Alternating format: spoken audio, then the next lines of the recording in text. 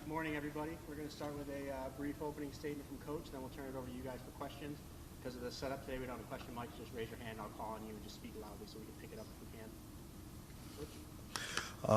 So first off, thank you guys for being here. I want to just always say, is always thankful that we get the opportunity to go out to Vegas and play against UNLV. Traditionally, just a great program. Really happy just for football itself that they got an opportunity to have Coach Odom to go there and be the head coach. He's a really good coach. Watched him in the SEC for some time. The time he spent at Arkansas as a coordinator, assistant head coach in Missouri. Just known to be a really good football coach, a great defensive coordinator. Their offensive coordinator, Marion, really just a rising star, a young guy when it comes to the offense that he runs, the go-go offense. And I think he does a real good job of, players relate to him. Their defensive coordinator, Mike, you could just see that the kids play for him. So watching the tape is cool to watch it. It's like, wow, I like how they play. So we'll get the opportunity to go out and compete. The kid Malik Williams, the new quarterback that's their quarter now, is really athletic. Like, he's fun to watch. I just like watching him. He's a good player. It's like a better version of how I was in high school. I played quarterback, so that size. So just get them to see him. It's pretty fun to watch him do that. The receivers, to me, are really good. You got 11, you got 21, 23. 11's really good, a kid from Georgia. He can play football. He's a real good football player. The running back, 25, 9. 20's the tough kid, real tough. 5 can run, and 9, not only is he good when it comes to at running back, but also in the return game. I think he does a real good job.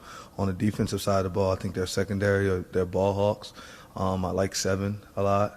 I like Powell. I think he's 16. Yeah, I know he's 16, matter of fact. Powell's real good, and they just do a lot of stuff up front. So it's always moving and running around when it comes to the front, but I'm excited to play against those guys. Coach Sherbert, the special teams coordinator, is an old-school coach. Has been coaching for a long time and has always done a good job and is very detailed. Been a tight end coach also with it, so I'm not sure if he's just special teams or what he does, but he's always done a real good job just as a football coach from being able to follow and study the history of it. But we get an opportunity to go there, play on Friday night. The country get that chance to see us both go and compete. I think it'll be a real fun football game to watch. Questions? We'll start right across the front row here with Emily. Fran, you mentioned the change at quarterback for UNLV. I'm curious, watching tape from the first few weeks and then from this past weekend's game with him in, did you see any significant change in what they're running offensively? No, the coach, Coach Marion, does a real good job. So he's just going to run what he runs, and it gives him a good opportunity of being able to it's his system. When you get a bunch of guys that can do the same thing, you can see they recruit to be able to fit the offense, and they've done a real good job with that. But it's pretty much the same thing. This kid can throw, he can run, he got shakes, he's like a little creative football player. But he's a really good player, a real good player. Yeah. Fran, when we look at going off of that Malik Williams and what he's able to do running the ball as well as passing the ball, what can you say about your defense and what you've seen in these first few weeks and what they've been able to do against guys that can utilize their feet as well as their arms? It's tough anytime you're playing against somebody like Hodge who can run and throw. So it's a nightmare for the defensive coordinator and the head coach. You think about it all week because he can harm you a lot when it comes to him being able to run and then him being able to throw. But you just try to contain him. He's gonna make plays. Things like that gonna happen. You got to have short memory when you're playing a guy like that, whether you make a good play or a bad play, because he's going to get his. It's at some point he's going to get his, and you just got to be able to move on and be ready to adjust and just coach in the game, continue to coach throughout the game. Coach, with all the drama surrounding the UNLV program in the last couple of weeks with the whole quarterback situation, what does it say about the program that they've not just survived but kind of thrived amid all of that chaos? What does it say about the leadership? UNLV is a great institution, first off, and it's been like that for a long time. And then when you look at the coaching that they have, their coaching staff does a real good job. They're just professional. I think that there's drama that goes on in every program.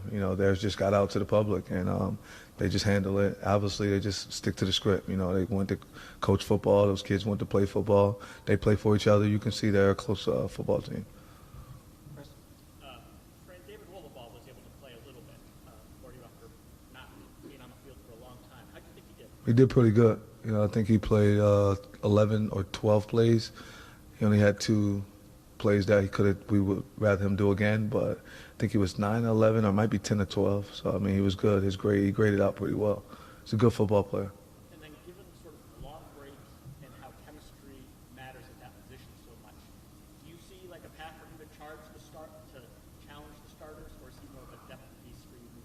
I mean, it just depends how he practices. As long as he keeps practicing extremely well and, I mean, just follow his bloodline, he'll be all right. You know, he's a good player. He does really well. He works his butt off on a regular basis. So there is not no position set in stone. So he's definitely going to have an opportunity to play, without a doubt. We'll go to Christian and then Samantha.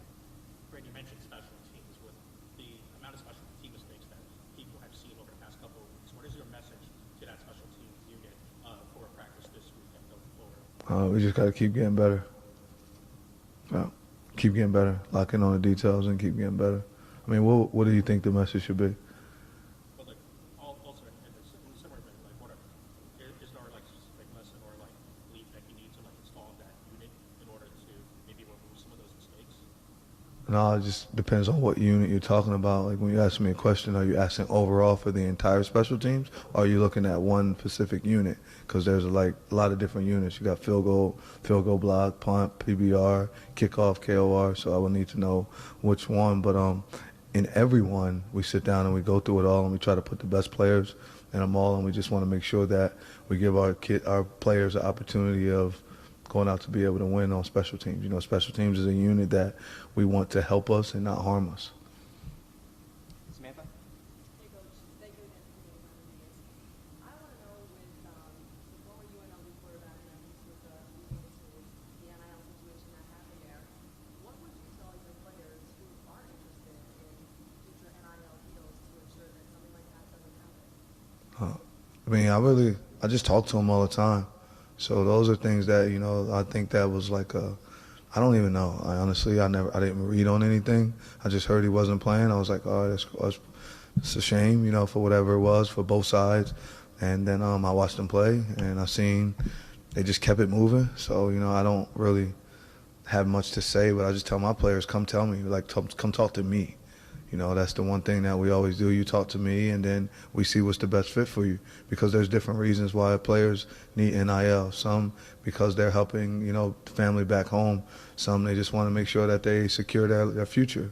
So, you know, it's a lot of reasons, and I don't like downplay any reason for any player that, you know, may want NIL for certain reasons or whatever, because whatever they feel, that's what they feel, that's real. And, you know, my situation, I would have wanted NIL also. So, you know, I'm not against whatever it is, but I don't know that situation, nor am I trying to dig into that situation. I'm just really focused on Kyle and MJ and Jay, like all of our quarterbacks, Ja'Cory and Carlos, you know, those guys. Maddie, then we're going to come in front to the Daily Orange. Coach, shorter week this week, Mhm. preparing for a road trip, especially a long road trip. How have you seen maybe your preparation differ from prior weeks, or maybe stay the same? It's the same. We just locked in. Everything moves a day forward. You know, we get to travel. We get the opportunity to go on the road. You know, we play home for 4 weeks straight. Like most people don't have the chance to do that. So we got a chance to play home, and now we get to go on the road. You know, we get to go represent Syracuse. You know, and on a Friday night in Las Vegas. You know, so it's pretty cool to be able to go there. We're excited. It's the same thing. Everything just moves up a day forward. You know. But we're excited. We're ready to go compete. You know, it's going to be a good matchup. I mean, they got a real good football team. Justin and Hayden. Yeah, Coach, you mentioned about kind of focusing on your quarterbacks. You got to see someone other than Kyle for the first time.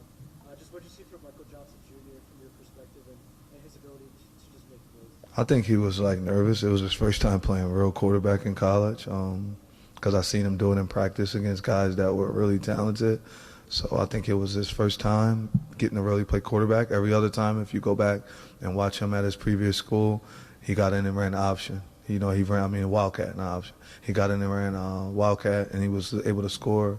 So he scored like 9 total collegiate touchdowns already. But he got to go in and play quarterback. It was the first time he'd done it since high school. Thought it was just different for him. It was like, dang, I'm really playing quarterback. It's funny because we just met that morning before, and we just talked about, you know, this is the first time he's getting to learn how to play quarterback in college, and nothing towards where he was. They used him to the best that they felt that they needed to use him. But we feel he's a quarterback, and I feel he has a bright future here at quarterback. Justin. Coach, I'm just wondering what you've seen from Demetrius Weatherspoon so far this season, how important he's been for your offensive line. He's doing good. He's getting tougher. He's going to continue to get tougher. He's a tough kid. You know, he has big dreams, so he has to work really, really hard. You know, and that's what's important, that he continues to work hard because he plays left tackle, and we want him to protect our quarterback's blind side. So he has to put that work in, you know, and he has to work. Or if he doesn't, then there's competition that's going on, like you said, David and different guys of that nature. But we just want him to work, you know. We want him to keep working and continue to do better. Like, he's gotten so much better when he first came. He lost like 30 pounds already. So, like, he's willing to work, and he's tough, and he's a good kid. He's intelligent, great mom, great sister. Just everything about the kid is, like, class A. So I'm happy for what he's done this year so far. I think he's a good player with a future after college. Thank you, Fred. Emily? You talked a little bit about King Joseph Edwards post-game on Saturday, but after looking back at the film, kind of what allowed him to make those 3 sacks, and what did you see from him skill-wise? He was just a good player. I guess mom and dad, that was the right genes. You know, I mean, he's athletic as heck. He can play. You know, he can get off the football. He's just, like I told you guys on weekend, it was about him maturing. It was never about him being able to play. That's why he was one of the better players in high school in the country last year. And it's just about him continuing to mature and being able to handle all that comes with getting on a football field. You know, there's several types of pressure. We always talk about good pressure and bad. Could he handle all the pressure that comes when you do well? And we feel as though, okay, let's get King in. You know what he's going to do when he go in, because he does it in practice all the time. But as you can see from that alone, you know, it's about developing a young man, not just about putting football players on the field that can do well, and they do well in football, but they're not there mentally, and they're not there all the way around. So then, you know, you're not really getting them to grow up. And my job is to be able to help him become a young man and a good student athlete. And, I mean, he did well in the classroom, and now he's done even better on the football field. So I'm just hoping that you'll get to see a lot more of King. Mark, then Chris? Coach, with the inconsistency in the field goal kicking game, does that change your strategy on offense? You know, if you have a prospect trying for a long field goal versus maybe going for fourth down, does that change your thinking? I mean, if we can't make a field goal 42 yards, you think I'm going to go for a 48? You know what I'm saying? So, I mean, would it change yours? Yeah, so, I mean, some of the stuff that you, like, asked is, like, just, yeah, I mean, it's common sense, you know. It just becomes a different four-down territory and things of that nature, you know. But I believe in those guys that are kicking. I think that we got to do a better job of continuously coaching them and just, like, coaching them up on what they're doing when they are kicking, whether it's my eyes coming up too fast, whether I'm worrying about the pressure, the kick being too low. If you looked at a few of those, the kick was low. And I think that Jaden O, when he came in, he done a real good job. The kick was far enough, more than far enough. It was just wide right. So we fixed that up. Then Jaden would have been able to make a, 50-plus yard field goal right there. But I agree with you that it makes you think a little bit different, you know, but it also makes the offensive coordinator call a little bit different because, hey, I'll tell him now, you got 2 down here, you know, as long as you get within X, Y, and Z. Thank you. It's a good answer. Good question. Chris, then Dan? Fran, correct me if I'm wrong, I don't think Justice Ross Simmons played. Was that health-related or? Yeah, it was health related. He's back, though. He'll play this week. And any chance he plays this weekend? I'm not sure. You know, I think Zeke is still handling the stuff. Well, I'm sure. I just don't want to. No, he's not playing. Let's not ask. When Zeke's going to play, you're going to see number 8 out there on the field, running and doing everything the right way. And, you know, so he's just not. He's not able to play at the moment. He's not. I don't want to answer questions about him. I don't want to do anything. I just want to make sure that we get him back when we're supposed to get him back. And that's about it. So if you could, all of us, let's not really worry about Yazzie no more. Let's worry about the other guys because all those other guys are working really hard to also be noticed. Dan? Brandon, looking at those guys, just what you can say, and Kyle, for what he's done to lead the country in a lot of categories as a quarterback. He has so many different weapons. We know that Trevor's been a guy that he's gone to and been able to trust in. Obviously, OG has his history here. We've seen what Jackson Meeks can do in close quarters and single coverage.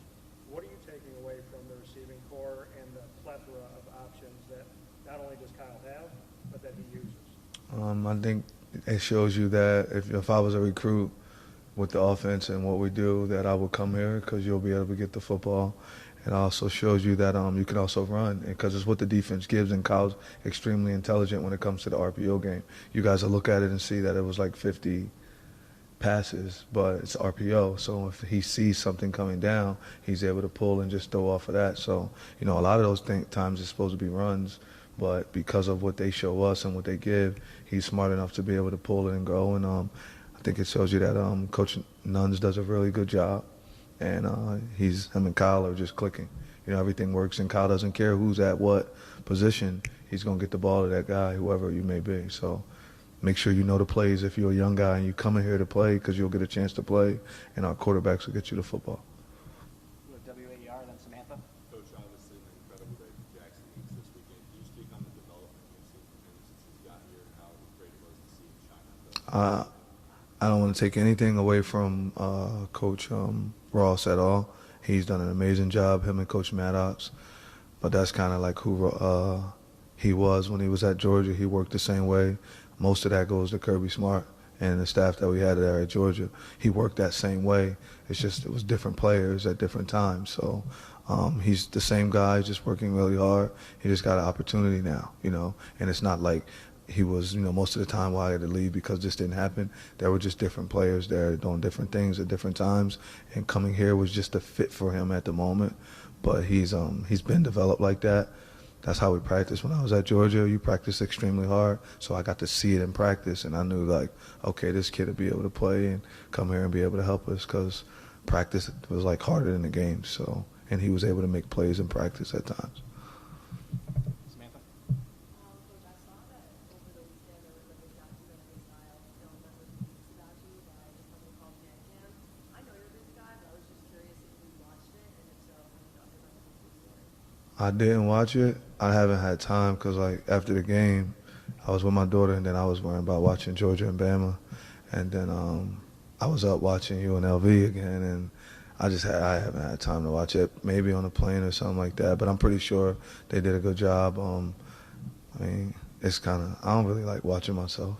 It's kind of weird, you know what I'm saying? But it's pretty cool, though, that they're able to do that. I'm happy that I'm in a position to be able to do that, and I hope that it's encouraging towards any other young guy that may be coming up the same way that I am, or just even in a different situation, whether you're from the inner city, from the suburb, wherever maybe you're from, that you're able to understand and know it's just all about hard work and faith and just keep pushing. So I'm happy they got to do that, because I know it was stories like that that motivated myself, being able to watch people do that, and it helped me keep going. So I'm just thankful that me, of all people, are in a position to be the guy that hopefully I can motivate somebody else to be able to continue to push and just try and be successful in life.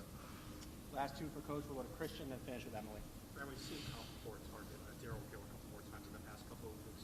What have you seen from Gill in practice that has allowed him to take advantage of the He's really, really athletic. He can jump just instantly. I tried to move in the corner.